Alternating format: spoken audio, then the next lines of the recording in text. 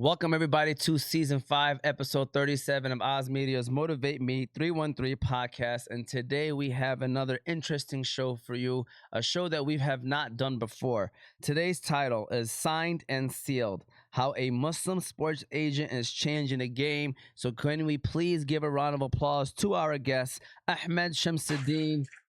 He is in the building. I'm so glad I got a chance to meet him at the American Arab Night at the Detroit Pistons game. I think this was back in March or so, maybe, or April, maybe early April, late March. Pistons lost. Yeah, Pistons. Yeah. So that, long story short, this was a month ago, and alhamdulillah, we finally got a chance to sit down and have a conversation. It was a great talk that we had at the game, and I was like, "Yo, we got to definitely do a podcast show." Because I've never met a Muslim sports agent before. I mean, maybe there are more out there. I don't know many of them, but glad to be knowing that there's one even in our community. So kudos to Ahmed. He's in the building today. Of course, we got little bro Yusuf T in the back on the ones and twos. So you got myself, Omar T. And before we continue the conversation, I want to let you know how you can follow us. You can follow us on YouTube, Facebook, Instagram, and TikTok, as well as Apple and Spotify podcasts, all under Oz Media. You can find all of our platforms on our website, ozmedia313.com. Shout out to the sponsors of the show: Juice Box, Holy Bowly, Wing Fellas, Chill Box, Melika Kebab, Hanley International Academy, The Family Doc, GE Preparatory Academy, and Royal Kebab. You know, Ahmed started off the show beforehand saying shout out to Chill Box, so we are going to give them their shout outs. So let's go ahead and give a shout out to Chill Box, and then we're going to officially get the show rolling. Chill Box. Chillbox Convenience Stores, a proud family-owned business, has established a strong presence throughout Southeast Michigan. Chillbox branded gas partners are Valero, Shell, BP, Amoco, and Sunoco gas stations. Their mission is simple: to deliver fast, friendly, and convenient service to their valued customers. With a wide range of snacks, refreshing beverages, and food options, all offered at competitive prices, they aim to satisfy every craving with a smile. With 40 locations and more coming soon, all across Southeast Michigan, their commitment extends beyond providing convenience. They strive to be a reliable and trustworthy resource for their local communities. So be sure to go chill at Chillbox. All right, we are officially back. So first of all, Ahmed, can you tell us and tell the audience a little bit about yourself, anything that you want the audience to know, just so that can kind of be like the starting point of our conversation. Yeah. No, thank you for having me. So, I'm an attorney. I grew up in Dearborn, born and raised. I decided to become a sports agent about 10, 12 years ago. I used to watch Entourage. You familiar with that? Yeah, show? yeah. Yeah. There's a guy named Ari Gold on there. He would be canceled today if he was on TV. But How things changed 10, 12 years yeah, ago. yeah. No, he. I mean, at that that show and the politics of how things were at that time. But he wasn't. He was a talent agent, right? And he was in that show. He was managing Vinny Chase, who was a superstar actor, and they followed the entourage around plus Ari. And so at the time, like I'm gonna go to law school, and I'm gonna see at some point if it's meant to be. I'll try to become a sports agent. So I went to law school, graduated 2019 at Detroit Mercy Law. Shout out Detroit Mercy, and started practicing. And COVID came, and when COVID came, I think people did a lot of reflecting at that time. Yeah. Right? Just how's life gonna be? What's next? And I was like, let me look into being an agent. So a couple years went by, and it was 2022 at that time, and I went on to the NBA Player Union website, which is responsible for handing out licenses to become agents, right? So there's an application process. I was like, you know what? It's an online exam. It used to be in person, but COVID came, and so they changed how they administered the test. So I was like, it's online. What's the worst that can happen, right? They offer it once a year. So I told my wife, I said, I'm gonna pay the fee, $2,500, which includes a background check and credentials and stuff, and took the exam in February of 23, and got the results back in March of 23. It is a multiple choice, really tests you on your knowledge of the CBA, which is the collective bargaining agreement between the NBA, which is the team side, and the actual players union. So things from how does free agency work, how do trades work, what are the ethics of agents with players, and you have to get, I think it was 80%, so I think it was 50 questions, so it was 40 out of 50, and once you get that, you get your certificate. And so And you got it on the first try? yeah, I did. I think the pass rate's 55%. I think that's what they said, or 50%. I don't remember what it was, but it's an open book test for the most part. You have your CBA with you, so you mark it up. And for the lawyers that are watching, we take a bar exam, which is 2 days in Lansing at Michigan State Breslin Center. It's a 13-hour exam. So if anyone knows how to study, we do. Yeah. So, By the way, are all sports agents attorneys? no, so it depends on the league that you're applying for. I actually know a buddy of mine who I went to law school with. He just recently took the MLB exam. I didn't look into the MLB, but I would bet that you don't have to be a lawyer because, and again, I think a lot of it is gatekeeping. They want certain people representing players in certain leagues. Maybe the NFL is more conservative. They want lawyers to be involved. The NBA's, the Rich Pauls, the people who are very successful.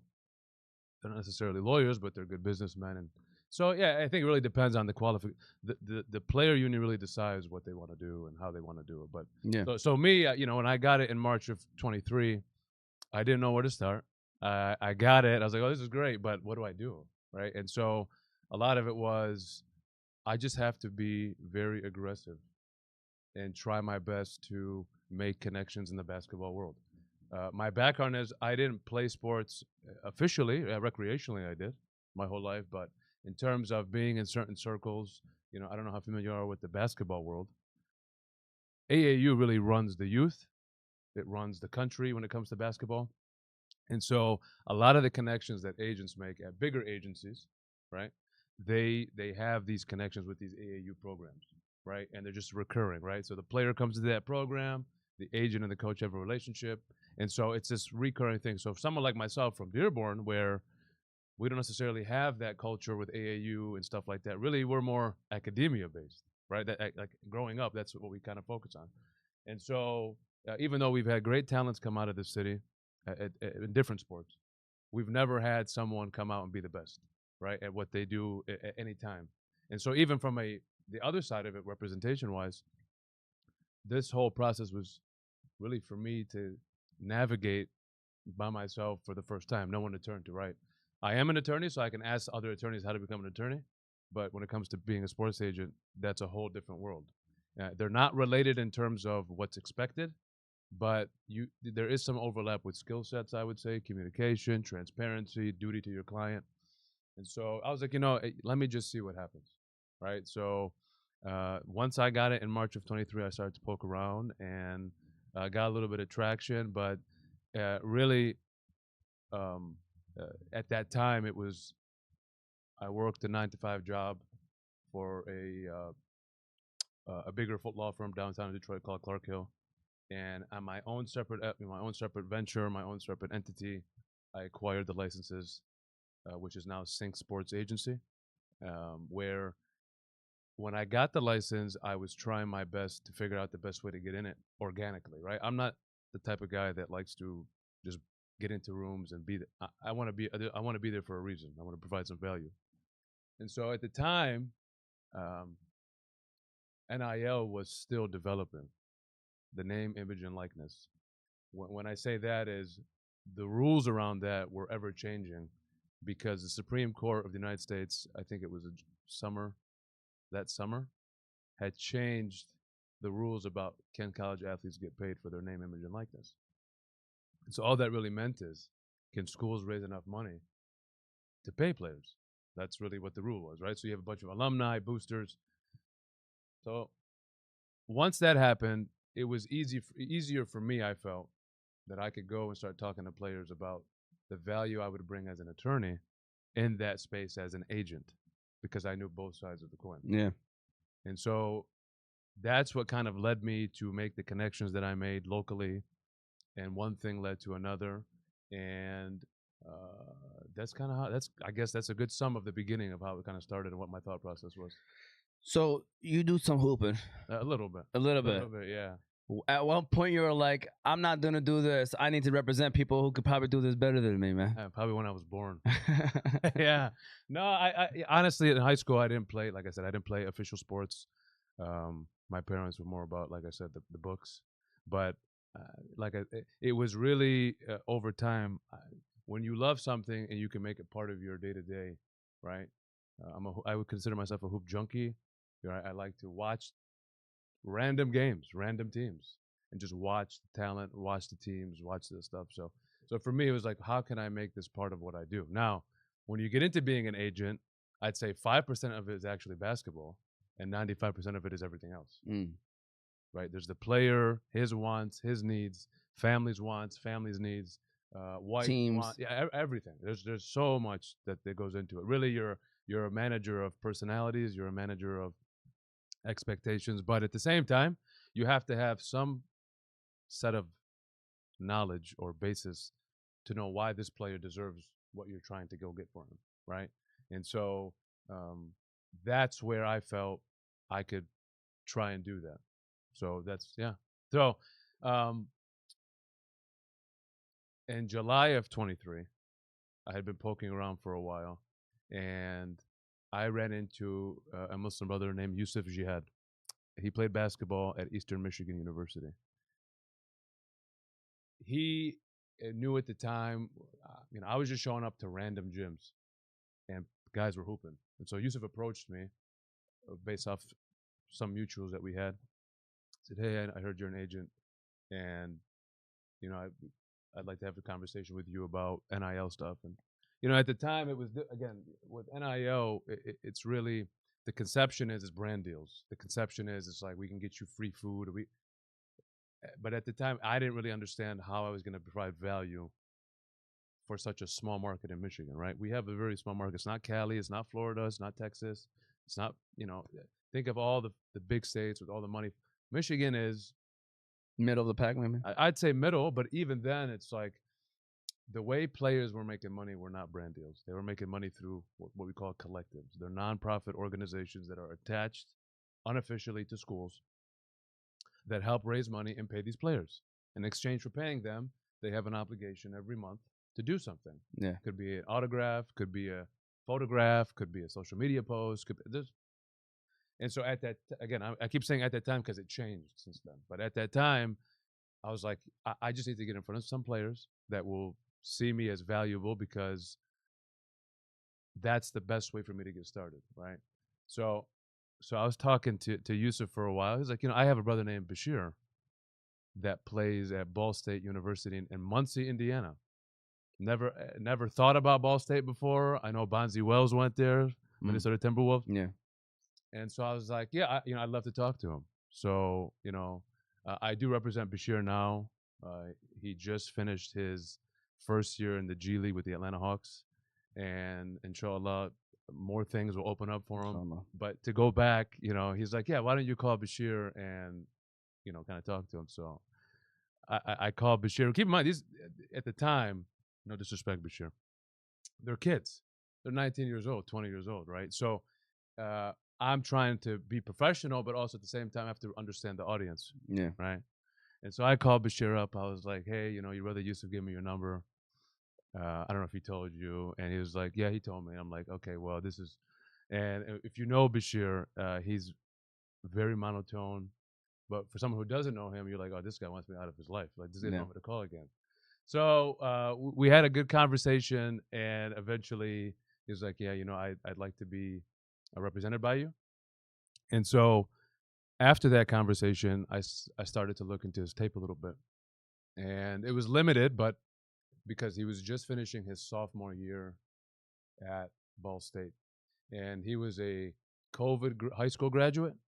So recruiting was down, campus visits were off, and he didn't get the normal experience that many players did before COVID in terms of really getting a good look. Exposure. Really. He's 6'10", 240 pounds, and is an unbelievable basketball player. And I'm biased, but if you watch the tape, you'll see the same thing, right? But at the time, he was like 6'6", still growing. but you could see things. You could see certain things that are coming together. So after I met him in July of 23, I was like, dude, I think you have the makings of becoming a next level hooper. I, you know, you're the first 2 years didn't shape out that way, but I think with minutes, production will follow. And so that literally that year, he had an all conference year. Mm. I mean, just was playing bananas. Had great games in the MAC. It's in the MAC conference, which is a highly competitive basketball conference, and ended up being all conference player, all Nike first team district, and really had a good year. And all did this all at the age of 19 to 20. So he was a 19, 20-year-old junior, younger side. So at that time, like I was telling you about the whole NIL space, people took notice of him, right, across the country. And so we started getting calls from schools across the country Transfer. into the transfer portal.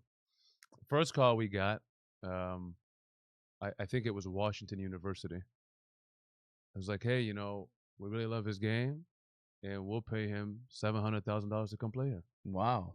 I said, well, I said, okay, well, you know, clearly there's a lot of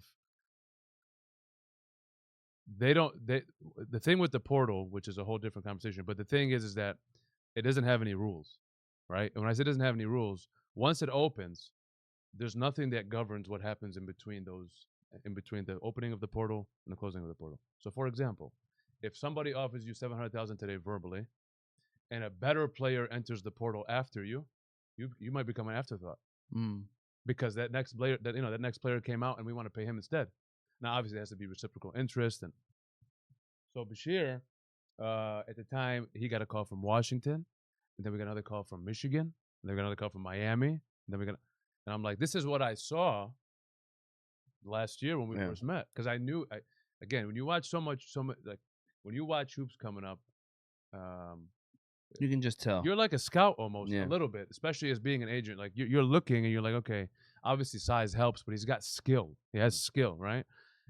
So anyway, we went through this whole process of talking to teams and evaluating and seeing what the next best option was. And so for us, the whole goal was go to a school, develop one more year. You'll be 21 when you graduate. You're still a kid, right? You have your whole basketball career ahead of you, and get paid, right? These players need to get paid. They put their lives on the line. They put their health on the line. And so I'm glad they're getting paid. I know a lot of opponents to that. It ruined the game. It did this. But if a coach was to get an opportunity, just like the players do, a better one, you think they're going to leave? 100%. Okay. So from a player's perspective, I'm obviously pro player, right? So I looked at him and I said, look, all these schools are after you. I think it's a good idea to hit the portal and try to see where's the best fit for your NBA career, because now he's really believing, okay, no, now I think I have a chance. And so we went through that process. We hopped in the portal, and a funny story about that. He didn't want to go in the portal, right? So Bashir's married. He now has 2 kids. At the time, he was comfortable living in Muncie with his situation, right? And he's like, I can just come back here, play another year, dominate another year, but he just didn't want to. He didn't want to leave. So I said, okay, look, here's what I'll do. Let's talk to the school and have them present to me. This is where the lawyer side came out of me. Have them present to me a document that confirms our understanding of how much they're going to pay you, right, and all the terms associated with that. And at the time, I was dealing with, going back to the collectives, it was the individual who ran the collective. And so I'm like, give me his number, let me call him. And I'll just say it didn't go well. He pretty much told me to go away. I was like, well, we'd like something that's signed, XYZ. And, not to get into specifics, he just pretty much dismissed me. So I told Bashir, and he didn't like that, right? And I think it fed into his, like, we're asking for something that's going to confirm our understanding between each other. Why would they give you that response? So we decided, you know what, after that moment, we're going to hit the portal. And everything really changed from then. But the one thing he couldn't do, and sorry for Bashir for sharing this, he's like, you have to call my coach and you have to tell him I'm not coming back. I was like, me? So I'm like, all right, bro, just give me his number and I'll give him a call. So I called his coach. He was not happy. He thought it was because of me, but I was like, look, it's got nothing to do with me. It has everything to do with the way that you guys kind of approached it with him, and he wants to level up, right? And in college sports, especially, right? Technically, he played at a mid major, they call it, right? And so he wanted to go play at a high major, right? Which is the Big Very 10, normal, Big 12. very normal What move. every kid wants to do. Yeah. But for him specifically, it was a move that wasn't in his necessarily in his the way he was thinking about things when he came out of high school. Just because, again, his recruiting process was very limited. I believe Ball State was the only school that offered him. I believe, right? That year in the MAC that he had, if you go by the numbers, was one of the best years a big ever had in the MAC, right?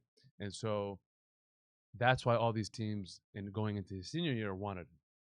And so you kind of asked, I think at the beginning, how being a Muslim shapes all of this. One of the coaches that called me during the recruiting process was at Arizona State, and he was a Muslim brother, Somali brother. His name is Yusuf. And when we started to connect, that connection between Yusuf and myself and Bashir, it was actually during Ramadan too. We were talking about him going to Arizona State, which is where Yusuf was. Shout out Yusuf Ali. He's at West Virginia now. But Yusuf at the time, very kind-hearted soul, but he also was Muslim. So when you're talking to him, there's a lot of over-promising that happens. There's a lot of things that are said to you to get you to come to a school and don't happen. But with Yusuf, we felt like we're getting the truth out of this. And so having that Muslim connection very much helped. It helped Bashir kind of understand, what the role would be and things like that. And so ultimately, he ended up transferring to Arizona State, which is in Tempe, Arizona. So he moved out there, had his first child there. And really the move was to get him to go play in a conference, which is the Big 12, which is an elite conference, to show the league that he can play, right? To show that he can perform well. And so attached to that was an NIL deal, which is where my role as an attorney came in, right? Redlining and changing this. We're not agreeing to that, so on and so forth. And so I was pretty much a one-stop shop for him. And it was good for me because that was the first time that I was able to get in front of a school and negotiate on behalf of a player. And one of the compliments I got from them, which I very much appreciated, was that you're one of the best reps we've ever dealt with, right? And that meant a lot coming from where we're from, right? You're born, nothing. So for me, that gave me a lot of confidence to kind of push forward and do what I'm doing. So yeah, he ended up at ASU, and the first half of the year went exactly how we wanted.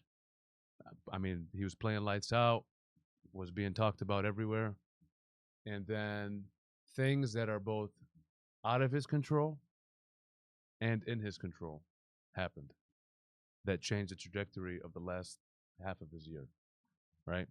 And as Muslims, we always believe that things happen as they're supposed to. Yeah. You cannot change the destiny of things that are happening. So what does that mean? You can accept it of the things that are happening, and you can try to improve from them. Yeah. Or you can just always be like, well, why is this happening to me? It's not fair, right? But the things that happened, and so now it's the response, right? And so going into the end of that year, we tried to put him in the best position possible because he's a senior. He's a 21-year-old senior. And again, the COVID rules changed the way the drafts were happening because now you had 24-year-old seniors. Extra years, extra COVID year, maybe a red shirt. So now you're talking about a 6th-year senior. These are the people he's competing against his entire career, are these extra older players. And so we were like, we got to put you in the best position possible.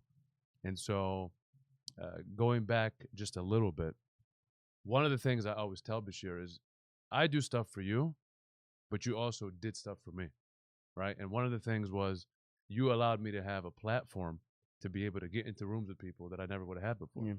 And to me, that's very important, and I very much appreciate that. He didn't have to trust me, right? Part of the whole talking to him was I talked to his dad, right? And the pitch was, why go hire someone else who you have no access to when I'm right here? You're going to see me. You can find me. Here's my home address. Never going to go anywhere. I want to earn that. You're free to leave whenever you want. You don't like my representation. You don't like what I do for you. You just tell me I'm done, right? That means I didn't do my job, right? But allow me to give you, like, allow me to show you those things. And I think over the last 3 years that has come to fruition. But at the time, what I'm saying is that my relationship with Bashir has not just been a client agent relationship. It's well beyond that.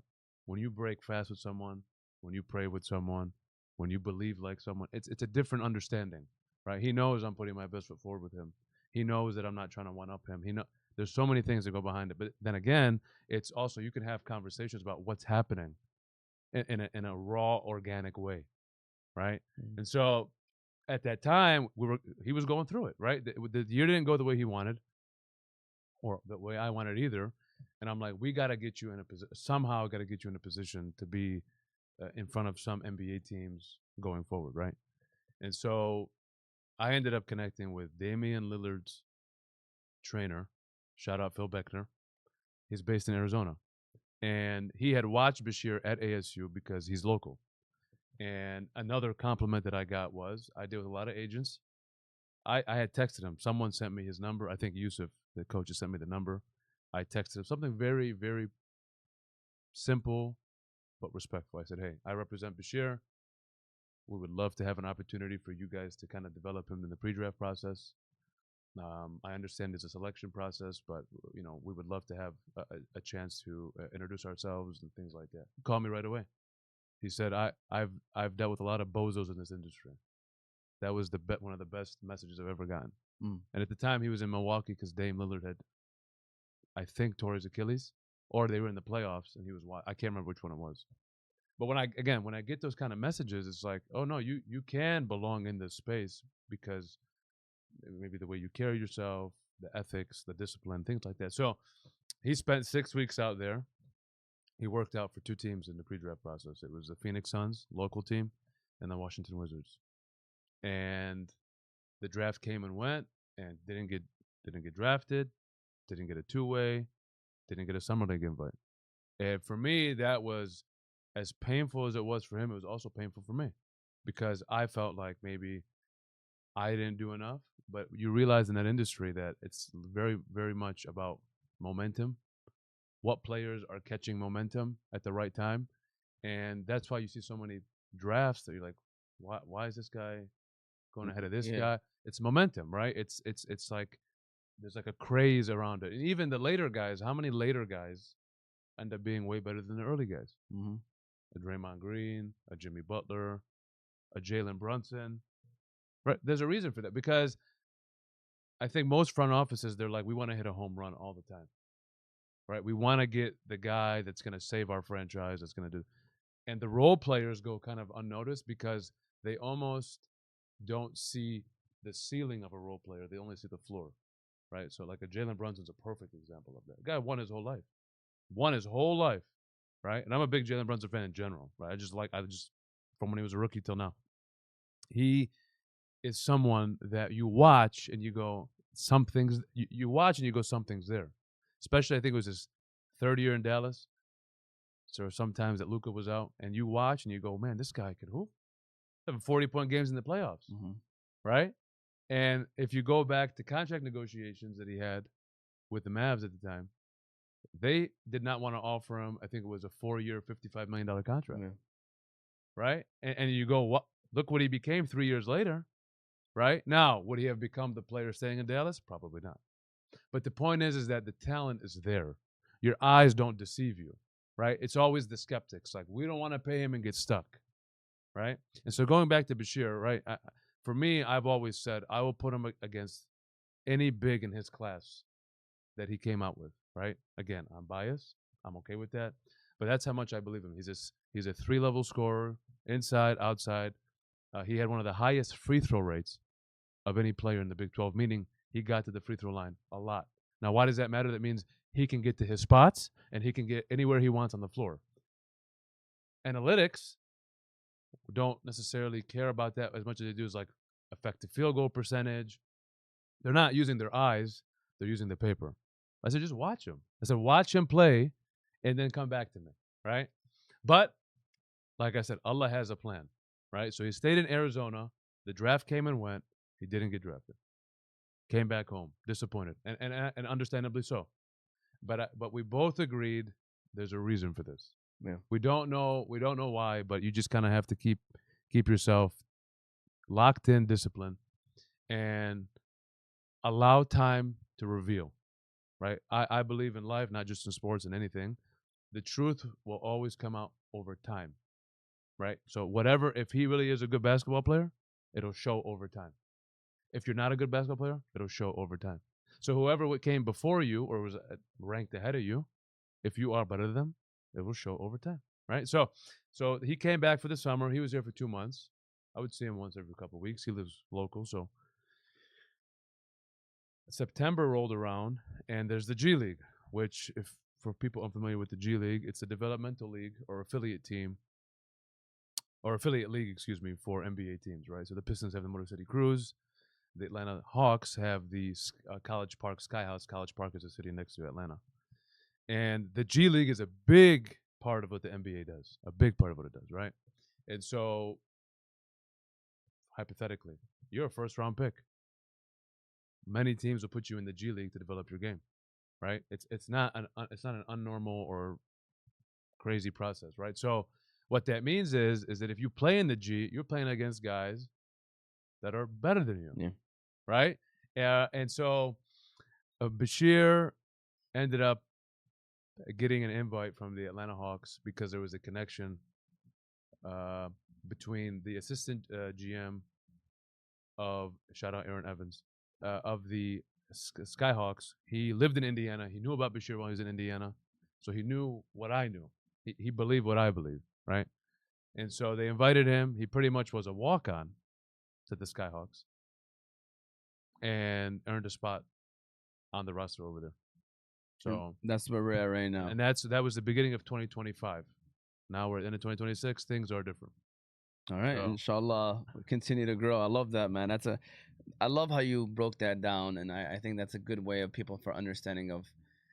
And that was just like you were just touching on subjects, but let's talk about what does a week look like for you as a sports agent? Like, just break it down for us. Like, what are we looking at? Yeah, so I think the answer would vary based on where you work and what you do, right? If you're a sports agent working at a bigger agency, your week's gonna look very different than if you work at a boutique agency or a solo agency. Why?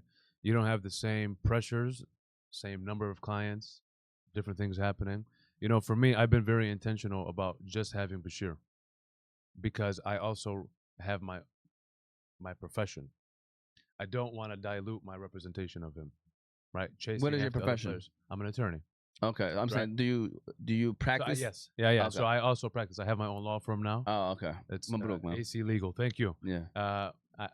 I practiced for 7 years somewhere else. Decided to leave that and open my own joint. But part of it was I also want to develop the basketball side of things a little bit more. My hands were tied again. You work for someone else. Resources and time are limited. So part of this was I get to make my own decisions when I want, how I want, if I have to go somewhere, if I have to do something. So that's what I did. And so this all came at the same time where he's starting in the G League. So I quit my job, did my own thing, and he started to go in the G. And that's where things happen. So on a day-to-day, really, during the off season, you're connecting with trainers, you're connecting with teams, you're trying to see where's the next best fit for him, right? Part of it is, a big part of the NBA is summer league, right? It gives players a platform to get contracts. Okay, sometimes there are guys that are there based on favors. For example, I'm just using this name. If you represent Ja Morant, but you also represent somebody who's a fringe player, you'll get that fringe player on Memphis' G League team because Ja Morant's your client. So it's not always about talent. Sometimes there's some favors involved. For sure. So that's when I go back to Bashir last year. I go, this was nothing about your talent. This had to do with people in your spot are calling in a favor. And there's only 10, I think there's 10 roster spots. So it's so limited in terms of you have draft picks, you have last year's draft picks. So it's really limited, right? So in the offseason is a lot more, it's active. During the year, it's a lot quieter. Why? Because they're traveling, they're playing. You're probably more dealing with, is there something I can do for your family, something I can do for you? away from here, managing things, screening people from him, things like that, right? But as his career continues to grow, that responsibility as a solo agent will grow, right? So, for example, if he ends up earning himself an NBA contract, there are things that come with that, right? And it could be local, right? Think of someone like Danis Jenkins, G League guy, a two-way player. He's going to be an NBA player for a long time, Yeah. right? People told him he couldn't play. That's why he's in the G League. So there's lots of examples, but when you watch him, you go, this guy can play. Yeah. This guy has heart. He moves well. He plays the position well. So on a day-to-day, I would say it's whatever whatever the day demands you do, right? Now again, I can't say for bigger sports agencies they have their own. Usually the setup is you have the top dog agent, then you have the little smaller agents. When I say smaller, I just mean lesser role agents that handle the more day to day stuff. There might be client services like help them fly here, help them travel here, help them book here, help them right. When you're more boutique and small, it's also a reflection of the client themselves. Do they need those things, right? Being in the NBA, you could imagine there are various personalities that exist at various degrees. Meaning, you might have a superstar that you never hear from. You just don't know what he does. You don't. But then there are superstars who they want everything to be taken care of all the time. Want PR. So it all varies. And so, like I said, it's very intentional for me with Bashir because he matches what I want, and I would like to think I match what he wants. A guy that's going to be a direct line anytime something goes wrong, right? Many times over the course of our relationship, things have went sideways in some instances. I was always there, right? And I always figured out a way. People always ask me like, what's your biggest skill? You would say Finding a solution to the problem. resourceful. Okay. I will find a way to figure this out, but you just have to give me patience. By the way, that is to me the greatest skill in a person. I'm being for real. Yeah. Because someone asked me, they were talking to me. It was another attorney. I don't know. Maybe it's an attorney thing about you. Might guys, be problem solving. He told me, he was like, he was talking about his partner, how the skills that he has, and then, he downplayed himself. He was like, man, I'm just, I don't really, I don't really do nothing really good. I was like, no, you know what you do really well? I was like, you find solutions to problems. I was like, you get things done, and I think that's to me I think if I'm like an owner of a business and I'm looking for an employee, I think that would be like the number one thing. I mean, obviously passionate person, but also someone that gets things done because sometimes life brings you curveballs. You just got to find a way to get it done, right? Yeah. I'm sorry to interrupt you. No. Look, I break it down into two ways. There are creators from scratch, and there are people who take pieces and then are resourceful enough to create a final product. But I'm not creating it from scratch. That's never been what I would say my skill set. My skill set is you give me a set of things and I'll put them together and give you a final product. The only thing I ask in return is to give me time, right?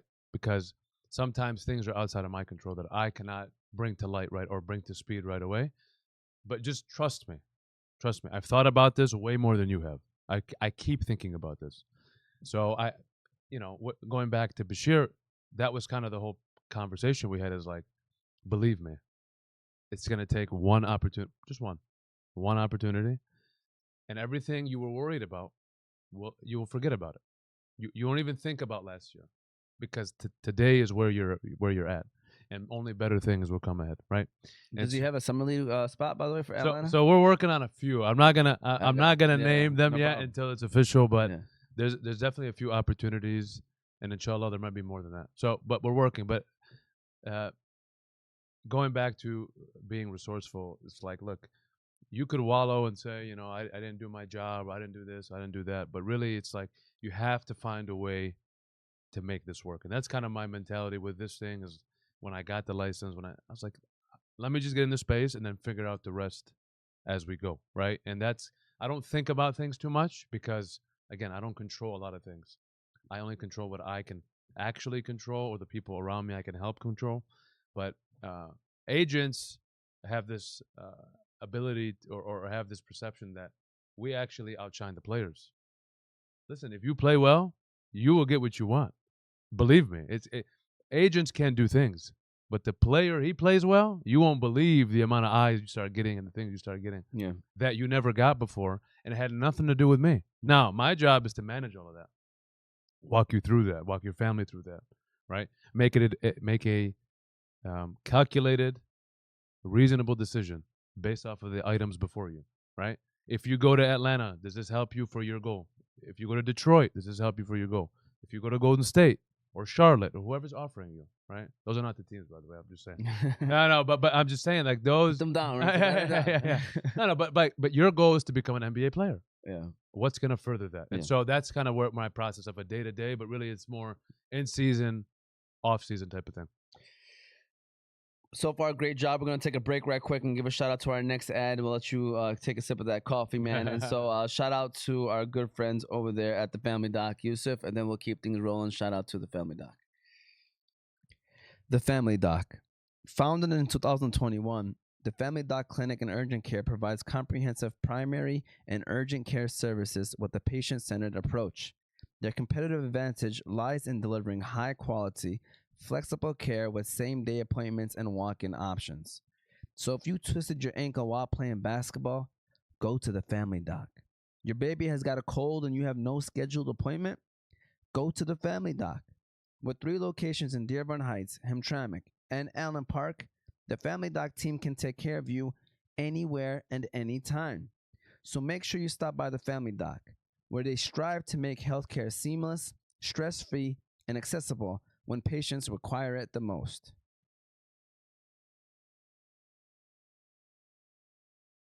Put the mic on. All right, so you were talking about how the draft is like the most craziest time of the year. Right. And go ahead, continue Right. on now. Right. So for a player in Bashir's position who's trying to earn his way into the league, Yeah.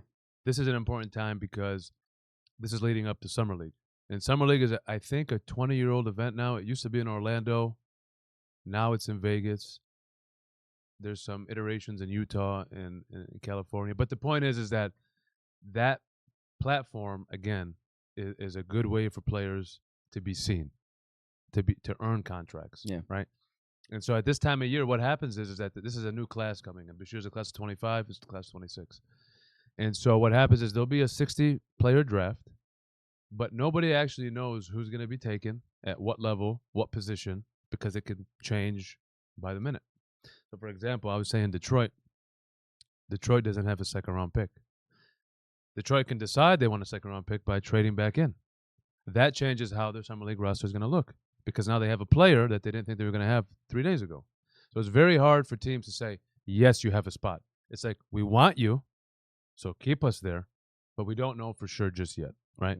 And so yeah, so right now, after the draft, as soon as the draft's over with, the phones are going to be buzzing. There will be the draft picks. There will be the two-way guys, and the two-way contract is pretty much a split, a G League and NBA contract.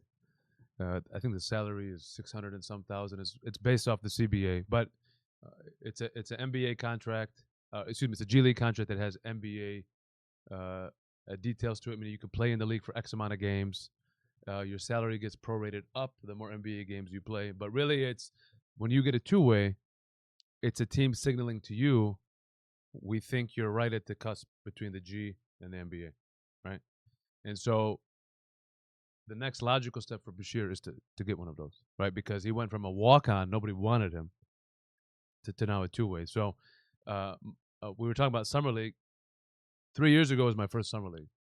And people I would talk to, go, oh, you got to go to Summer League. Everyone's there. I was like, what do you mean? He's like, everybody's there. Coaches, executives, Agents, everybody. It's a good way for you to develop. And so I said, I'm going to go. I went to Vegas for 8 days by myself.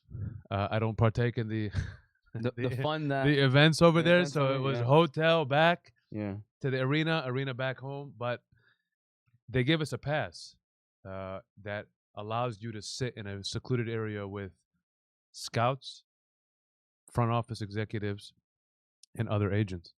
And so I used that opportunity to introduce myself to some folks. Now, again, it's not really the place to do that because they're actually evaluating talent. They're watching. So you can kind of tell who wants to talk, who doesn't want to talk. And so you kind of just read the room. Yeah. But I made a few connections doing that with some NBA teams. just by greeting them. The next step was, while I was there was a sports conference that was happening at the same time, not a part of Summer League. I just decided to go to the sports conference. Why? Because there was some folks that were speaking there that were ex-executives. I was like, oh, that's a good way for me to go and meet some people in a more intimate setting. They are there to talk, right? So I get there. It's like a 4-hour thing. Summer League starts in the afternoon there. So it's like 3 p.m. So in the morning, they had this event. So I get there, I walk in, and there's this individual talking on the stage. And I'm listening to him talk. He's French, right? And he's talking about how he represents French athletes. Okay, so in the NBA. So I make it a habit usually to go up to people, introduce myself, say, hey, I go by AC because my name is Ahmad Chamseddine, but the moniker sticks, and it's easy for me to go around into different rooms where people don't feel intimidated to say my name. Yeah. So in the basketball world, no one knows me as Ahmad; they know me as AC. Okay. That's so. I'm AC. And because you always keep it cool too. Yeah, maybe, yeah. But I introduced myself. His name's Jan. So we're talking, and he goes, 1 second, pulls out his phone. Assalamu alaikum. So I looked at him, I said, who are you talking to? So he finishes, ends up being a Muslim brother, ends up being Killian Hayes' agent, right? Killian Hayes. Yeah, so we start connecting. We love Killian Hayes in Detroit. Yeah, listen, I think Killian can play. Killian just got a contract because of Jan with Sacramento. But we started talking, and we exchanged information, and I was like, this is crazy, right? He's natively from Africa, grew up in France, so knows French, knows African, knows English. Very diverse individual. Lives in Florida. Shout out Jan.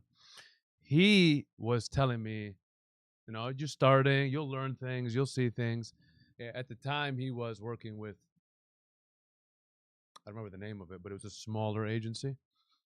But we always stayed in touch, right? We always tried to stay in touch. So fast forward 3 years, and over the summertime, with the whole thing Bashir's going through, I called him. I said, Jan, I think I need some guidance with this and some help, because maybe I did something wrong, or maybe it's like you didn't do anything wrong. Sometimes it's how the ball bounces, right? Players don't get the flowers they deserve, and it doesn't necessarily define what he's going to be, right? It's very reassuring to me because another set of eyes that see what I'm seeing, that knows talent and goes, So he helped me along the process with the journey to get Bashir into the position he's in now, right? And I always thank Jan for that, because without him, I don't know if it necessarily would have shaked out the way it did. But it also, again, reassuring that Muslim connection where you have somebody, again, and the beautiful thing about Islam is color, creed, name, doesn't matter. Does not matter, right? You're able to see past all of that, right? And realize that there's a belief system that kind of backs up your ethics, your discipline. And there's a connection. There's a natural connection between you and that person, right? And so that's what kind of helped me develop all of my relationships so far with what I'm doing is being Muslim. And it's a big part of what I do. It's a big part of how I present myself. And, like I said, we used to go to Tempe. I used to go to Tempe and watch Bashir play at ASU. When Jama'ah came, we go pray in Tempe, right? And if he's back home during Ramadan, which he was this year, we break bread together for iftar. So it's a big part of the connections I have. It's a big thing of what I want to brand myself as, as being someone that, why can't we represent each other? Why can't we be in similar circles together? Why do you look at it like client and agent and not business partners? That's how I look at it, right? I'm just the silent, behind the scenes minority partner. You're the big dog, right? But you need the silent guy for balance, understanding, perspective, right? And so for the Muslim community as a whole, sometimes, like I said, the perception of an agent outside of here is that they can do things for me. That's not always the case, right? You do things for yourself, and the agent kind of just holds your hand and kind of tells you, go this way, avoid that, don't do this, damage control, lots of things. But that's the number one takeaway I learned is that being Muslim in a non-Muslim space, I would call it, or at least minority space, right? So that kind of answers the question, but I just want to I know ask. I'm yapping a lot about Yeah, no, you know what? going back and You're forth. answering a lot of the questions, Yeah, so we don't have to yeah, go in order. yeah, You yeah, yeah. know, there's no specific order, but kind of going off of that. Um, do you feel like you mentioned that, and when it's Vegas, you don't partake in the events and activities? Does that, being a Muslim, you know, sometimes where you are the only Muslim in the room, how do you like? Does it make it harder because you don't really do a lot of the stuff that people do, or does you sticking to your morals and everything actually has opened doors for you that you never thought was gonna open? Yeah, I think really to answer that question is, you know, when I used to work in corporate America, these were things that were normal after work activities, going to bars, doing things like that. I would go, I would get poked fun at, but it was all in good spirits, right? Yeah, Meaning, you know, get this guy a Shirley Temple, get him a 7 Up, you yeah, know, yeah, yeah, get him a bib. yeah, It is what it is, right? But I never took it to heart, right? I believe what I believe, I do yeah. what I do, right? But the thing that's important about all that is that I have no problem maintaining that belief throughout the whole process, right?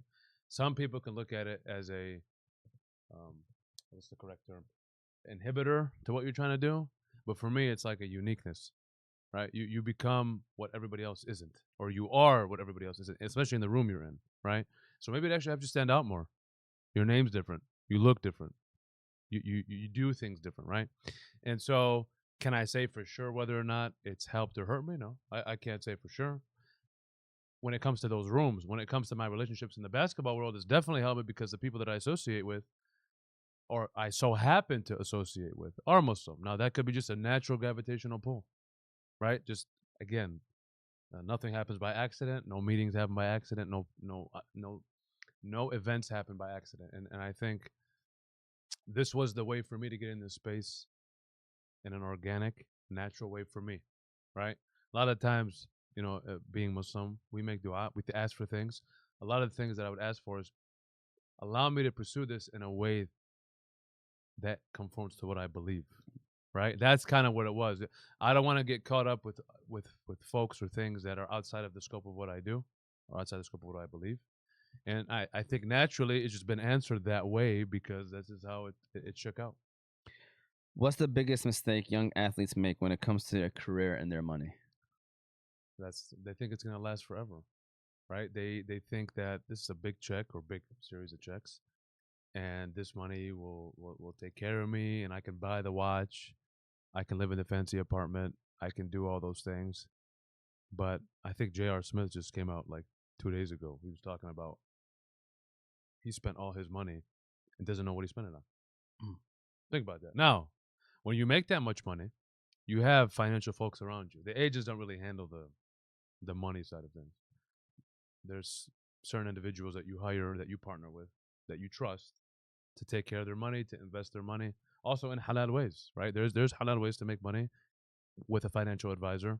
We're actually talking to one now.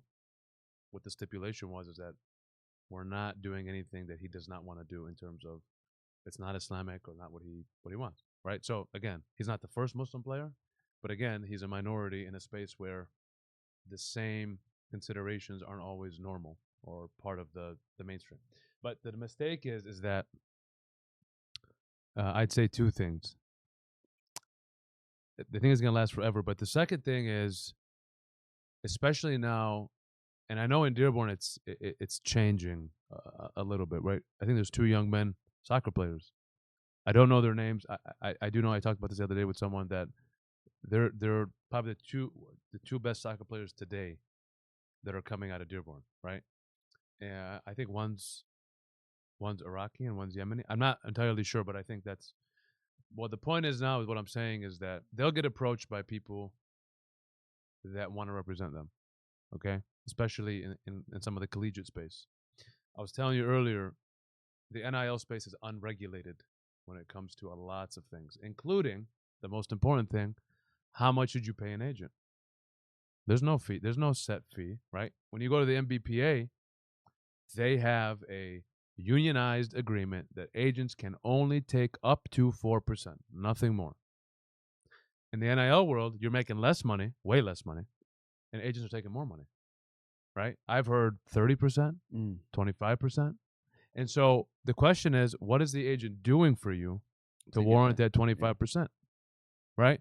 And the mistake is they think it's what's required for them to be represented. Right? Meaning I have to agree to this. No, you can go to a lawyer, right? Which is something I've done outside of my capacity as an agent, where players come up to me in my capacity as a lawyer and say, "Can you look at this?" And I say, "Yeah, you can't. You're not signing this. It's way too much money." But that's all it takes, right? People think it's this. It's so mysterious, so cryptic. No, dude, you have rights. You're a player. Google, look things up, ask people, right? But again, when it comes to the Muslim community, naturally we have parents who are not first generation, or they are first generation. No, they're not first generation. We're first generation here. So I'm saying the first generation folks that have parents that are not from here, maybe they're not advised. They don't know exactly Yeah. who's the circle of the young man or young woman, right? Yeah. Right. Even women's sports is coming up in a big way. Basketball, soccer, volleyball. There's money being paid. Believe me. And so the whole thing is that Muslims, again, I speak from a basketball perspective because that's what I do, right? Muslims are coming up every day. Believe me. Google top 100 players of every class in high school. There's a Muslim name in there. It's not 100%. It's not 50%. Maybe 10%, 5%, right? One of the things I used to do is I used to call Yusuf, the coach. Yusuf Ali is his name. And we would find a Muslim brother that's whatever. He's like, you know anything about him? You know anything about him? Just because that's how small the circle is, right? At all walks of life, Sudani, Somali, Egyptian, Moroccan, right? And so, and even beyond that, just a normal African American Muslim, like Bashir, right? I could share this with, Bashir's grandfather was not a Muslim. He converted to Islam during the Malcolm X days, and he became part of the Nation of Islam first, and then over time, when Malcolm kind of went through his change, a lot followed. One of his grandfather was one of them, and so he is a revert. His real last name is his family's real last name is Ziegler, but they reverted, excuse me, and changed it to Jihad. So back to my point of all walks of life, I never looked at him and said, "Well, you look different than me. You sound different." No, nothing, right? Again, there's a belief system, right? And that's what I love about what I do is it reinforces that point every time, right? That there is a chance for like-minded people to really elevate that, the representation side of things where yes, a Muslim can represent a Muslim the same way anybody else can, right? And I'm not saying, and again, just to be very clear, I'm not saying only Muslim. No, no, no. My experience has only been Muslim. If a non-Muslim came up to me, I'd do the same exact job. But again, it's a belief system thing. That's all, right? Understanding. I love that. I love that. And believe it or not, we're already going to move into the last third of the show. So we're going to run our last ad and we're going to give a shout out to GE Preparatory Academy. So shout out to GE and we'll keep things rolling. GEE Preparatory Academy. You have a kid that wants to work but can't because they have to go to in-person classes? Sign them up for GE Prep. You have a kid who plays travel sports and doesn't have time to attend in-person learning? Sign them up for GE Prep. GEE promotes mastery of the 21st century skills, literacy, integration of technology, problem solving, and inquiry thinking. The GEE mission focuses on what it considers to be essential character traits for the development of the whole child: respectful, responsible, tolerant, collaborative, creative, curious, empathetic, and ethical. It is the goal of GEE to graduate students with the skills and character traits needed to be successful in college, work, and life. Online learning is the new way of learning. You can sign your kid up for GEE Prep by going to their website at gee-edu.com.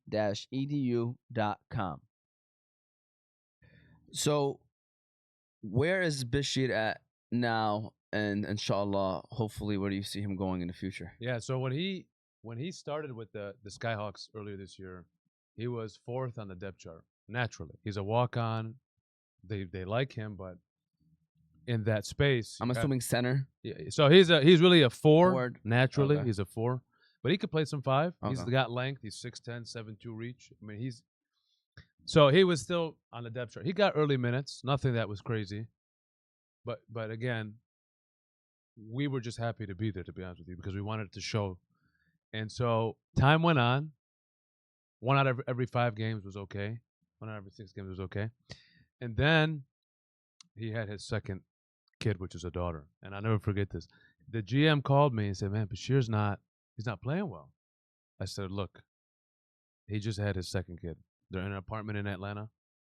It's just them 4, his wife and the 2 kids." I go, "Believe me, he's not sleeping." Let some time pass. His wife ended up coming back home to Detroit with, she wanted to be there with him. And then they ended up flying back. So he ended up being by himself. But at that time, he called me. It was right at Thanksgiving. He goes, "Something wrong with him?" I said, "No." I said, "He just had a kid. Give it some time, and you will see what I'm telling you. Believe me." You fast forward. He starts playing a little bit better. And what's happening at the same time he's playing better? He's getting more minutes. He's getting more minutes. Guys ahead of him are getting hurt. Season-ending surgeries, right? And I'm not saying that with a smile. I'm saying this is how fast things change. This is how fast opportunity. Okay, he goes from 4 to 3, 3 to 2, 2 to the starter, all within a span of like 60 days. Oh, so he ended up being a starter. Ended up starting. So now I found out day 1 he's starting his first game in Grand Rapids. There's a Grand Rapids Denver Nuggets G League team. Didn't tell me. He didn't tell me anything. So I turned the game on. I said, "Bashir starts." So what's going on? He ended up having an amazing game. He had like 27 and 12. Had a crazy game. That was the moment where everything changed for him, because he showed everybody, you give me the opportunity, I'm never turning around. I'm never turning around. 20-point games, double-doubles. He ended up playing the Motor City Cruise, right? And I have relationships with the guys at Motor City Cruise. They didn't want him last year, and deservedly so. I'm not saying anything bad about them. Yeah. I love you, John. Nothing about that. But he did not perform the way that they wanted him to. So he came back to Detroit during Ramadan. Fasting. Second game was fasting, but the first game was he broke his fast while he was playing. Okay. Killed him. He had 33, 10 for 10 from the field, 5 blocks, 12 rebounds, and I'm watching them across the... Are you at the game? I'm at the game, front row next to the bench, and I'm watching their faces, and I see that he wasn't that when he showed up, but I see that the admiration they have. So he had a tremendous game. I had people texting me from the league. Congratulations to him. We're happy for him. 1, 2, 3, 4. And that's when I said back in January when he had that game, it solidified in his brain. No, I'm here. Yeah. I'm here.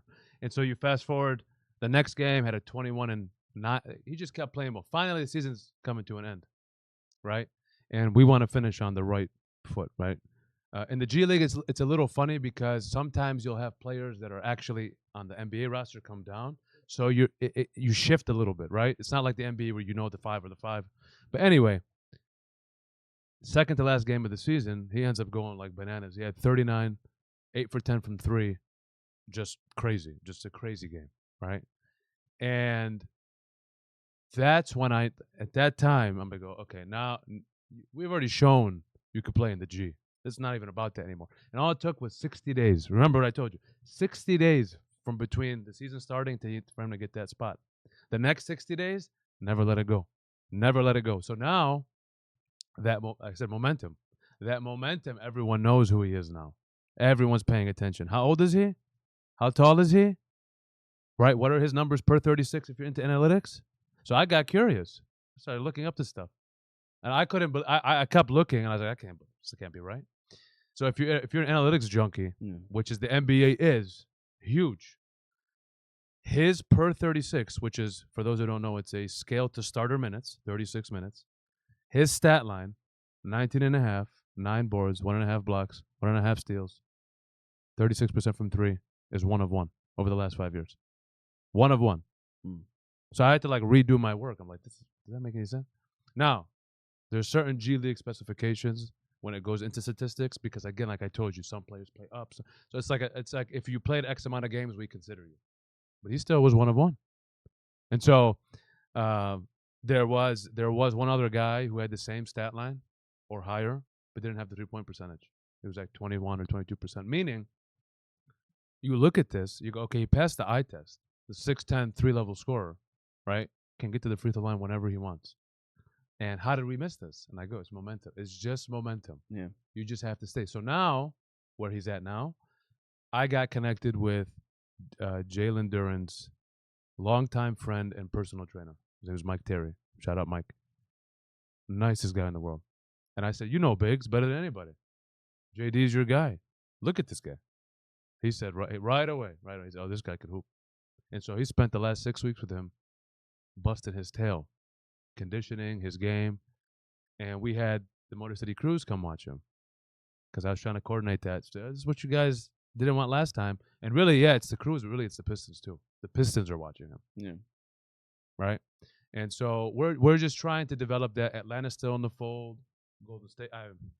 We got some other teams like Charlotte who are. It's gonna evolve. But the point is that we're working on things to get him there. But I'm happy for him. I'm proud of him. I always tell him that. I go, look, 17-year-old you. If you look back at this, would you think you're in this position? Hell no, because you don't know that. You didn't grow up in the scene of AAU and big basketball. And like when he's going to these workouts in the NBA during pre-draft and the facilities and the hotels, like everything's taken care of. That's not something that he was a part of. So a lot of it was imposter syndrome. Should I be here? But then when you play against the guys that are in the same league as you, who said they were better than you, believe me, he outperformed a lot of people that went ahead of him. But now it's like, can you level up one more time? Time will tell. But this is like you should do like a documentary called like The League or something. Muslim making it to the league. This is very interesting time. What is he, 23, 24 years old now or what? He turned 22 in December. Oh, 22. Yeah, he's still 22. He's still a baby. All right. So being a Muslim sports agent from this community, not many of them. I'm gonna be honest with you, I don't know any of them. Sure. But you know more than I do. Detroit, Dearborn, Arab American world. What does it mean like to be a Muslim sports agent doing it at this level? The way I look at it is I don't take myself too seriously. I try to do it in a way that's fun, meaning I'm trying to break barriers, but I can't be so uptight about it where I'm always upset things don't go my way every single time or I'm not in certain rooms. It's just like you got to let it go and just be you. Things will come to you and you will know when you have to act on them, right? Yeah, you can go look for things. Some of the best things in my life came to me. I never had to go get them. Right? And so meaning the thing you try sometimes so hard to go get, sometimes it just comes to you. The idea comes to you, the person comes to you, the item comes, whatever it is. And it's a lot better sometimes for your ease of mind, right? Now, obviously, we all want things. We can ask Allah for whatever we want, right? That's the whole beauty of what we believe. But sometimes we kind of get caught up in the timeline. Not quick enough, not fast enough, not good, whatever it is. But the patience is what I love to like. That's the part of what I'm doing is that I'm trying to break barriers using my belief system. To me, that's something that is unique. And from our community, from our area, I think we talked about this. My father-in-law, Coach Sam Shipe, he still coaches for the Michigan Wolves, which is the best soccer program in Michigan. It might be top 5 in the country. I'm not entirely sure. Played international ball, moved here in the 80s, and has been coaching that program for 20 years. There are trailblazers in our space. We don't have the platform. We don't, maybe it's a we thing, it's just a thing. We need to put these people on to say it's possible to do these things. Well, we're talking about a Arab Muslim man who's able to serve on a top 5 soccer program in the country. That's something that needs to be talked about. Now, if you're in the soccer world, you know that. But if you're not in the soccer world, you still should know that. Why? Because it gives you that belief that, oh, if he can do it, I can do it. Someone who looks like me, someone who sounds like me. And many people, to tell you, many people have called me when they found out I was an agent. How did you do it? Now, there's 2 ways people do things. I could gatekeep, turn them away. But I'm like, look, the more of us that exist, are way better for us. Mm-hmm. It's way better for us. I don't think people understand that. But because it's a insecurity thing.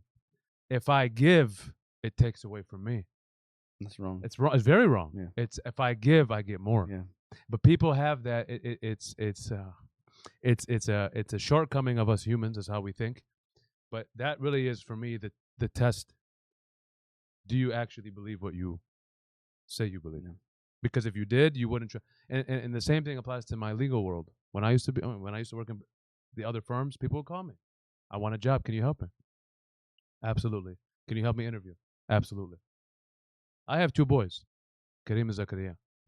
I hope one day, not only do they pay forward things, but people pay it forward to them the same way their dad did. Yeah. So, being from here, we are a recognized community. We are a recognized community in this land, right? Why can we not be or become a part of the mainstream of what everybody else does? Why? And I think the limitation is our mindset.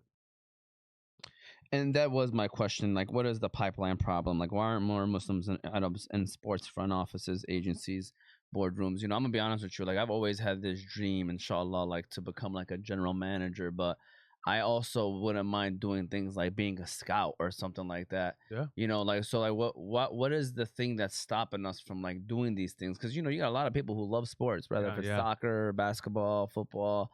But we really just limit it to watching it. Yeah. Or just playing it recreationally. Yeah. We don't do anything in the actual, sport that Yeah. Well, the thing about sports is that it's such a big industry. The amount of jobs that are created because of sports. There was some funny stat, I'm sure you remember, when LeBron left Cleveland. Like, oh my, he took all the money, the bars are empty. Like, this is what this sport does. It creates and it takes. Think about the World Cup right now. Who do you want winning? Portugal fan. First, no. First, I'm a Muslim country fan. Okay. All right, and then we can then. I think we caught all L's the first. Yeah. First group stage. Yeah. But even the World Cup, think how much money's coming into this, right? Yeah. So what I'm saying is, to go back to your question, how do you get in that space? Sometimes it's not. People think the traditional path is the only path. Breaking that from your brain is the important part, because then you realize I can create my path, especially today. When the world's so connected, resources are available to everybody. For example, if you wanted to be a scout, you can create your own LLC. You go out there, you start watching people. You start doing draft reports. You start doing blogs. You start, why this guy's good, why this guy's bad, why this guy's overrated. But you won't believe how far that actually go, because somebody will share it. You'll get a following. Maybe a team will see it. You might get a job as an analyst after that. And again, it's what you put into it. Nothing in the sports world or in life, but especially in the sports world, is easy. Why? If it was easy, everybody would do it. You kind of have to create your own reality with that situation. Whether it's an agent, a scout, a front office. Being a GM, for example, there's lots of different avenues people take generally to become a front office executive or whatever. They start when they're young, in their 20s, attending some academy they pay lots of money for, where they make the connections, right? And they then develop, end up becoming the GM, end up becoming. There's a couple Muslim brothers that I met in the league who are heads of certain positions. There's a young man named Zaid. He is the associate general counsel for the Golden State Warriors, Palestinian. Forgive me if I got that wrong, but I'm pretty sure he's Palestinian. The Chicago Bulls head analyst, Pakistani brother, Muslim. I think Faizan's his name, right? The people I met at Summer League. So what I'm saying is, it's possible, but I bet you if they sat in my chair, they'd say, well, I didn't think it was possible, but I did things to get there. And so you just kind of put one foot after the other, leave the rest to Allah, right? First of all, can we give him a round of applause, man? This is like, I feel like we're like learning. I just got like a 4-year course of being an agent right here, and mashallah, like within an hour or so. So I guess before we get into the final word and final question, I just want to repeat to people out there that are at home again. This was all about signed and sealed, how a Muslim sports agent is changing the game. Ahmad Chamseddine is here, so shout out to Ahmed. And so obviously you want to watch the full episode. It's going to be on YouTube. watching it. If you want to just listen to it, Apple and Spotify podcast under Oz Media. You'll see clips on YouTube, Facebook, Instagram, and TikTok under Oz Media. We also have the full episode on our website, ozmedia313.com. Shout out to the sponsors: Juice Box, Holy Bully, Wingfellas, Chill Box, Melek Kebab, Healing International Academy, The Family Doc, GE Preparatory Academy, and Royal Kebab. 2 questions. Yes, sir. One is more of a quick one, and the last one is more of an advice one. Rich Paul just came on and said $200 million is not a lot of money. What are your thoughts on that comment, by the way? You know, I seen that headline, but I didn't actually click the story. I didn't click don't the know story what either. he said. So maybe he didn't say that, and they said he said that. I think he was maybe referring to where you were talking about how people lose that money so quick because they don't think about. There's taxes. There's a jock tax that you pay to play in certain cities too. You also pay a financial advisor a portion of whatever you have, right? So if they increase, they get 1%, whatever the number is. You pay the agent. You might pay attorneys to help you do things, create estate planning, intellectual property. Money can be spent, right? And you don't necessarily realize that if you think it's unlimited, right? So you think, I can just do all these things. Maybe some investments. I go into a business. I do these things because I want to make money long term. Maybe they're startups and they suck, right? And you don't realize that because you're getting bad advice.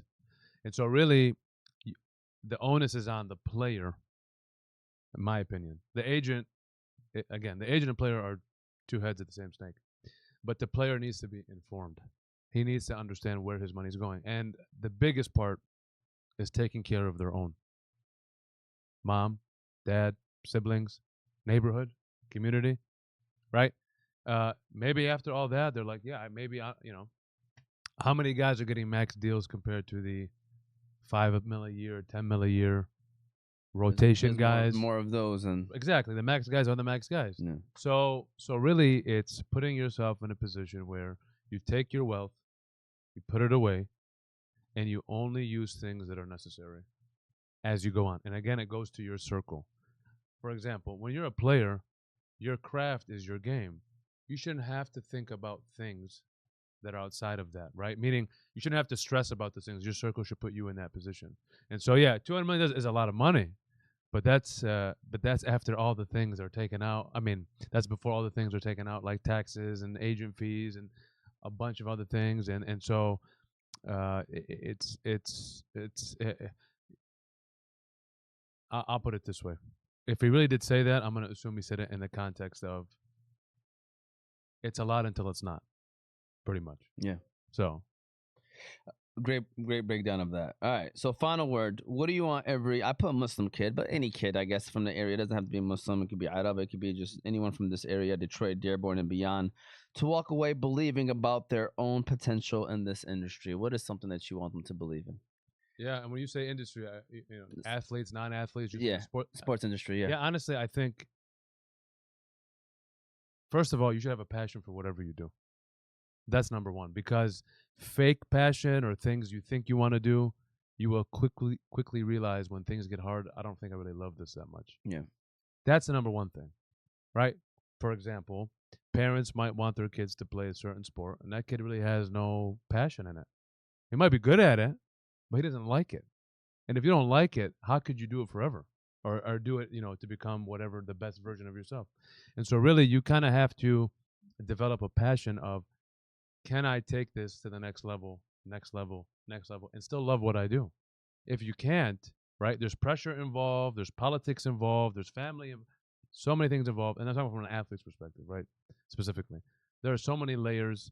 Do you want to invest in yourself, right? For example, going back to why maybe these kids have made the next level is like sometimes you have to pay to play.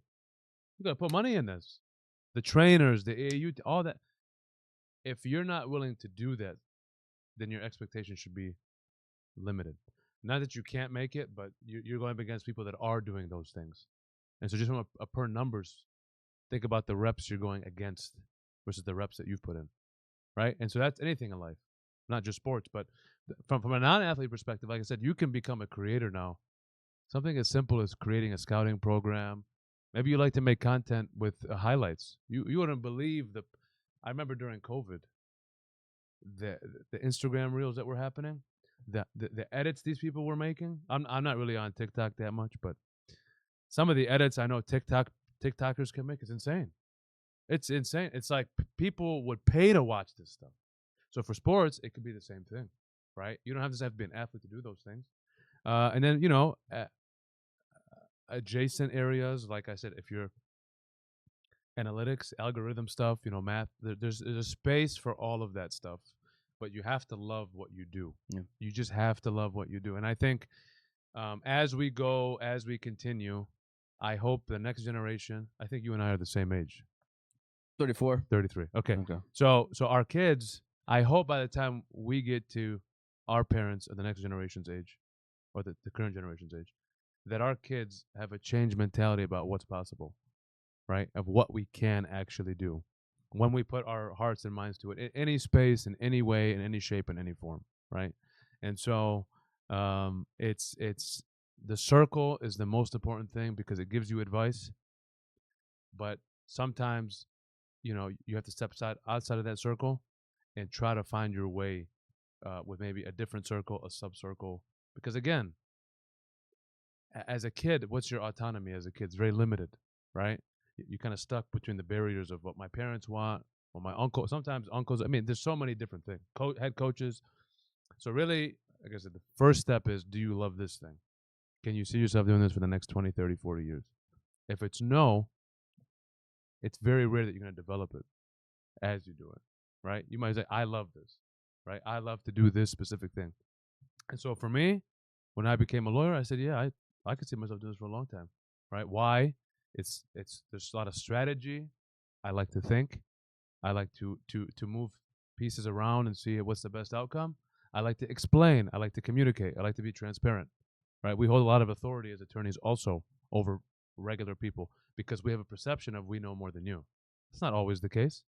There are certain things I do know more than you, but my job is to communicate those things to you, right? In a way that you understand. So you say, okay, no, this guy, he does his homework, right? He's not a bullshitter. He's not.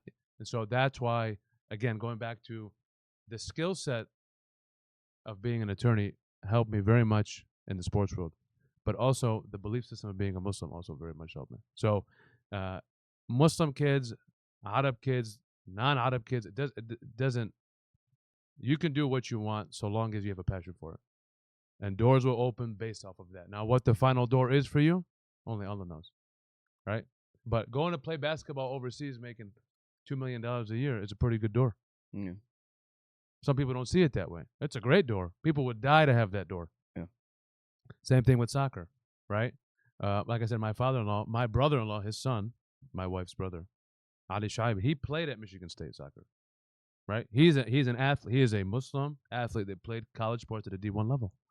I went to school with Sunni Saad.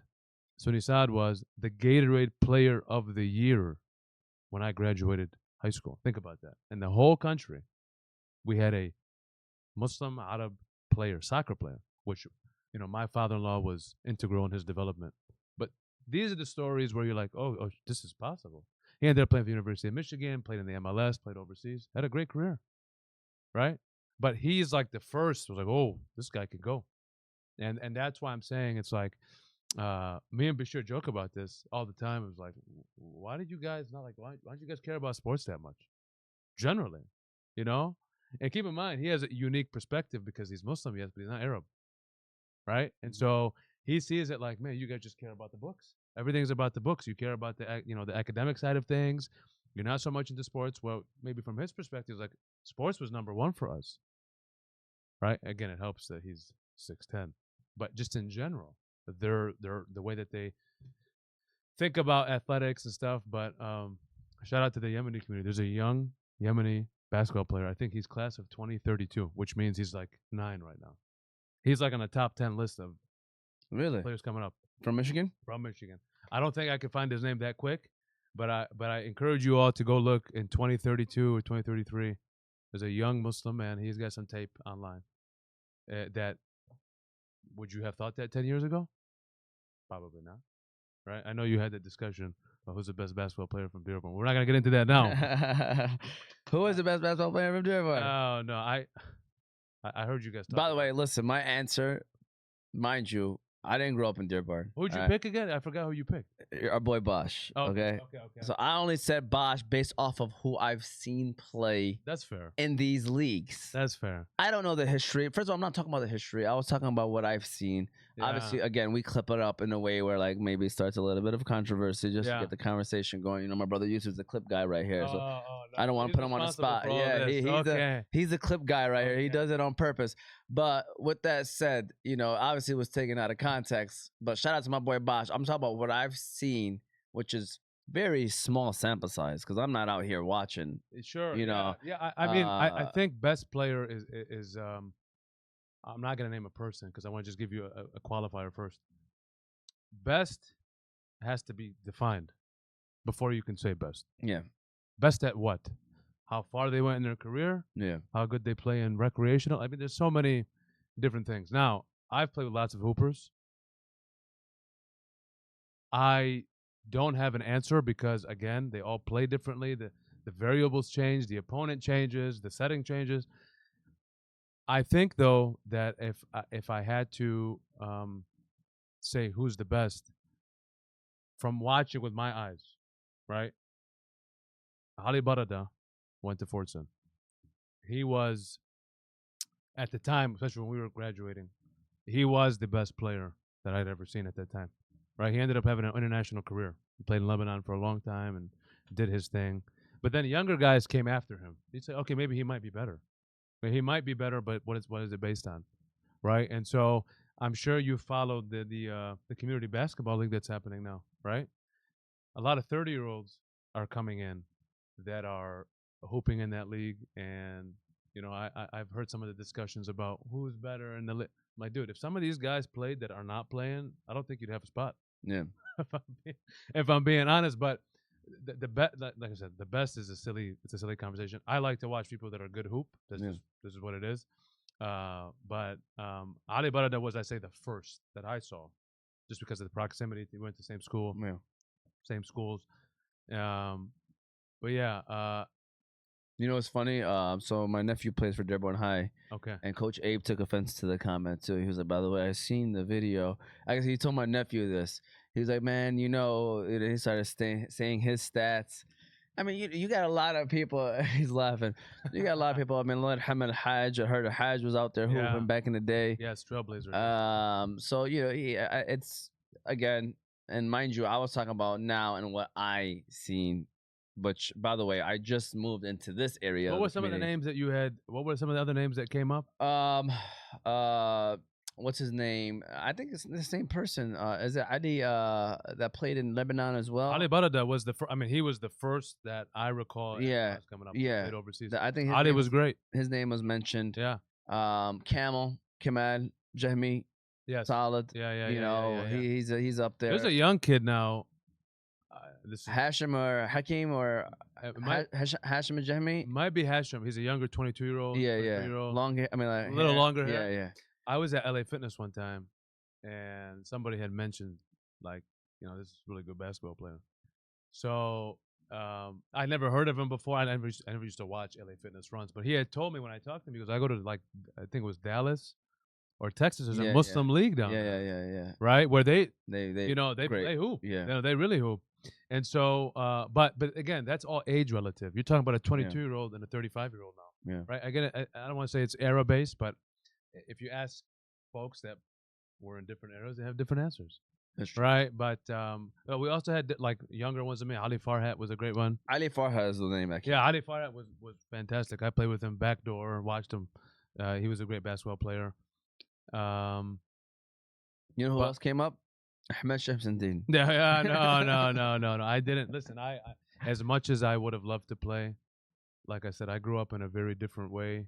Like, you know, for example, trying out for things was always looked down upon because school and this and that. So, but like as I got older, I took better care of myself. I'd like to, you know, partake more in recreational sports and stuff. So maybe I'll join that 30 and over league. We'll see. Inshallah. Well, listen, can we give him one more round of applause? You want me to call Bashir real quick? It's up to you. I'm gonna call in here. So the thing is, that's the thing. Like, if he calls my number, I can connect it to the Bluetooth. Let me call him real quick. And then and then we can get it connected. Because the thing is, like, because like I said, I have it connected to where we don't have to put the phone next to it. They can just naturally hear it and go from there. If you want to turn that up, then too. Can we somehow connect his phone to Bluetooth right now, or we have to do it off the? Yo, assalamualaikum. Alaikum assalam. What's good, bro? What's going on? How you doing? Good. How are you? I'm good, man. I'm sitting on Oz Media's podcast, and they're wondering if I can give you his number so you can call in. They want to ask you a couple questions. Yeah, for sure. Yeah. Okay. I'm gonna take down this number. Okay. Tell me when you're ready. Okay. 1 second. Go ahead. 313-485-1614. All right. I'm gonna hang up. Give that number a call. Okay. Okay. All right. Okay. Salam alaikum. So for those that are home, this is the Bashir, the player that Ahmed. Yeah, go follow him on Instagram, Bashir Jihad. He needs to get his follower game up. He's not too active, but I tell him all the time, you gotta be. So go give him a follow. Yeah, go give him a follow. This is the brother that Ahmed has been talking about on the show, and so we're gonna ask him a few questions, inshallah, once he does. I'm sorry, my bad. Yeah, I gotta connect it too. All right. Yep, it's connected now, right? All right. So here we go. We got him calling right now. Can you hear me? Yeah, he can hear both of us now. Assalamu alaikum, Bashir. Alaikum. What's going on, Bashir, man? This is Umar Thabit. I am a host of this show on Oz Media. We call it Motivate Me 313. Excuse me. And so, we've had this show today with Ahmed. And I'm going to be honest with you, I think 75% of the show has been talking great things about you, Bashir, mashallah, Allah Mubarak, and all the great work that you're doing. So first and foremost, how are you and how's everything going right now, man? Everything good? I'm good, man. Yeah, just working, working toward my goal right now. Yes, sir. Yep. The other 25% was the bad stuff. Yeah. The journey. The 25% was the journey. So, Bashir, first and foremost, you just got done finishing a season out there in Atlanta. Now, Ahmed was just telling us busiest time of the summer. So what are you doing to keep keeping yourself ready at this point of the year? Man, just working on my game. Doing what I've been doing all summer. Just trusting the process. Fine-tuning my game and trying to get better each day. I love that. And so, what are some of the things that you feel like that you do well, and what are some of the things that you want to continue to work on so that you can, inshallah, play at that next level at a consistent base? Inshallah, yeah. I feel like I'm a very versatile player. That's my selling point. That's what teams like for me. My versatility on both ends of the floor. That includes shooting, being able to pass, being able to make reads, closeouts, all of that, all the above, and I think that's a real skill set of mine, being versatile, especially for my size. And something I can work on is, becoming more explosive, trying to get that NBA body of NBA explosion, all that type stuff, trying to, pass the eye test as far as, what I look like and how I play, my motor and things like that, just like the physical aspects, is trying to clean that stuff up and be better with that, inshallah. I have a question for you. Ready? Yes, sir. Yeah. Yep. Why don't you tell everybody what it's like to fast, not only while you're in the G, but playing games, what that experience is like? That's a great question. It's great, man. I honestly I can't really explain, but I think it's a positive thing. I don't ever see it as a negative thing, man. Like you're fasting for your Lord. It just shows that you're even more dedicated and even more committed to your religion, and the sacrifice is there. I just feel like, when I'm doing it, I just feel like I'm a true believer, and like I'm truly sacrificing for Allah and for His cause, of course. And it makes me feel good. I mean, sometimes your mental, the physical might not match up. I started cramping in one game and stuff like that, but alhamdulillah, it's great, man. I can't complain about it at all. So I'm gonna ask a question that Ahmed won't ask, and that is, how do you like Ahmed as your agent? Having him as your agent, man. I told them that. I told them that you don't want me around, but I guess you could change their minds. No, man, it's great. honestly been a blessing that we met each other, how we met each other, and stuff like that. It's been a crazy journey, but alhamdulillah, I'm grateful for him. I know that I can trust him, and he's gonna have my back, and he's gonna push me, make me uncomfortable with certain decisions, and I can really trust him and rely on him. Alhamdulillah. Appreciate you, bro. For sure. And then my final question is, for any young Muslim kid that's gonna be listening to this, because inshallah we're gonna make this a clip so that maybe we can help you grow your following as well, inshallah, because you definitely just gained 2 new fans, myself and my brother back here who's on the 1s and 2s, doing that. So my question to you is, what advice would you give to a Muslim kid out there who thinks that maybe making it to the next level is not possible? It's impossible, and it's probably something that's out of their reach, and so therefore they just settle with playing high school ball and maybe not playing the collegiate and pro ball. Like, what advice do you want to give them, man? Yeah, absolutely. I would say first and foremost, you have to trust your Lord, trust in the law, trust in His plan. It's going to be ups and downs. It's going to be good days and bad days. Like, as far as my journey, when I was younger in 8th grade, I was on the B team of my AAU team, and I didn't see a future per se. But Allah, He presented the opportunities for me. He can open doors that no one can open, and He's always there. And you should have that confidence as a Muslim hooper. That's what AC's been talking to me and kind of installing in me. It's like having that confidence that you're a Muslim and a hooper. Like, carry that confidence with you while you're playing. Alhamdulillah, like, carry that confidence. Cheat code. Yeah, it's a cheat code, right? Carry that confidence that your Lord has your best interest at all times, and He's going to push you through whatever may seem hard and whatever may seem impossible at the time, inshallah. Inshallah. Listen, Bashir, keep up the great work. I think you and Ahmed are a great partnership, and inshallah you guys continue to grow, and you guys continue to inspire the community that you guys represent, and the people that you guys represent, because I know my brother and I are just listening to what Ahmed's been talking about all throughout the show, and honestly, it just makes me happy that you guys are doing this, and you guys don't know that you're opening doors, inshallah, for future people to do the same, and we thank you for that. We appreciate you, man. Yes, sir, no problem. Thanks Hey, for tell him having I'm me. a better hooper than you, though, before you go. Oh, I can't do that. That means that he will be Negative, lying negative. on the television show, man. All right, well, Yeah, we no, I appreciate you, man. Thank you for Bashir. coming. Thank you. Yes, sir. You too. Thank you very much. All right, Assalamu thank you. Thank All right, well, there you go. We got him on the line. Appreciate that, because we're definitely going to, inshallah, make that a clip too. So, Yeah. Ahmed, thank you, man. How can people follow you? How can people support anything that you're doing or anything that you'd like to share before we close out the show? I'm not as active on social media as I probably should be, but the main thing that I use is Instagram. My tag is ac.esquire, and I got curious before I got here what Esquire where it actually came from, because it's a connotation that lawyers use, but apparently it was, in the Latin terms, it was someone that served under the knight or under a knight in medieval times, and somehow, some way, it went from Latin to French to English, and ended up meaning being a lawyer. So I've been using it. It's AC Esquire on Instagram. You can find me on LinkedIn. I connect a lot of business professionals on there, both in the sports world.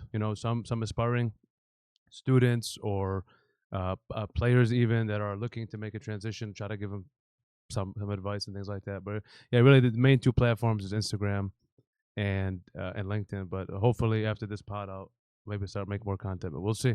Inshallah. Well, listen, thank you for coming. This was a great conversation, and it was fun.